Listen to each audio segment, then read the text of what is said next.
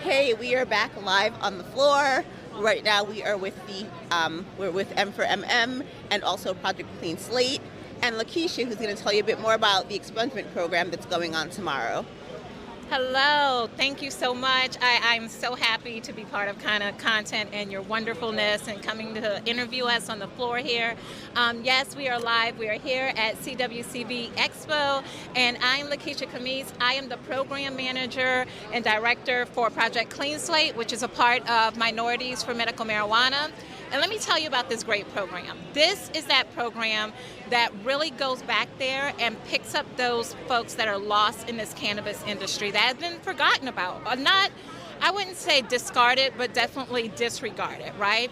So we all know someone in our family, our friend circle, someone that has a cannabis charge. I recently discovered a good friend of mine was like, she had one from a decade ago. I had no idea. And yet it's so hard because it's such a barrier to those people with those cannabis charges. It tells them where they can and can't live, where they can and can't work.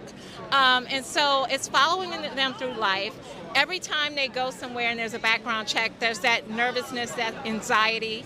And as this industry is growing, it's multi-billion dollars now. We have to right those past wrongs from the war on drugs. We have to take accountability for it, and then we have to go back and do like the African proverb, Sankofa, and get that thing which is lost, and bring them with us. If for nothing else, if they want to be in the cannabis industry, they're subject matter experts, right? They've been in the legacy market, as they call it. However, if they don't want to work in the industry, we don't want this blight on their records to continue to follow them throughout life. And a lot of things happen when you get a cannabis conviction, in any conviction really. You lose your right to vote. So they can't even have a say in what's going on in their country, in their communities, as far as who gets to be their legislator, who gets to fight and advocate for them. So if they're a veteran, those benefits get stopped. They have to get reinstated. So we definitely want to reach back into the community. This is one of our great social justice programs that we're reaching back. We're helping those that were disregarded, right?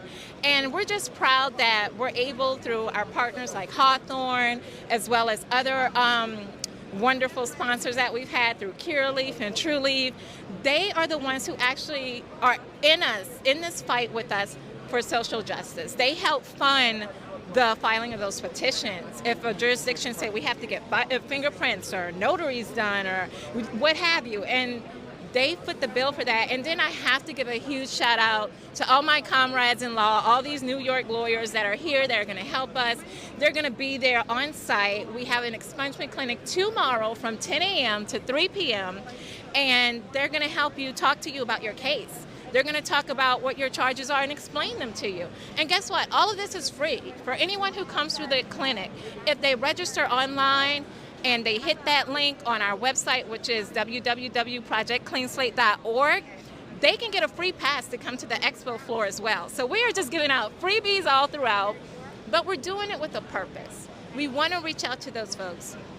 We want to help them. We want to bring them along in this industry. And if they don't want to come in this industry, that's fine, but we cannot leave them where they are. We have to help, repair this harm and let them be fully released from the shackles from what happened with the war on drugs. And how can people who are in the industry and also consumers and even people outside of cannabis support these initiatives? Lots of ways. Oh my God, there's so many ways. Why would you ask me such a loaded question? Okay, so you can volunteer, you can sign up, you can share our information on social media, get that to your friends, family, colleagues, anyone that you know that have those charges. But also you can do your sponsorship dollars. We will feature you as well on our website. We want to co-partner with you. A lot of people are concerned about if they're making that real good social impact in the industry. Partner with us. We want to help with your brand and increase your footprint. So lots of things that you can do in that area. So, and if your attorneys, come on, we need you in every state. We're doing that. And also to vote and get with your legislators. And anytime you see they're doing some cannabis legislation, or if another state, shout out to Minnesota that just came online, but if another state wants to legalize, do you have in your bill automatic expungement language? If not, we actually have a national policy director. We will help write that language for you and advocate for you as well. So yeah.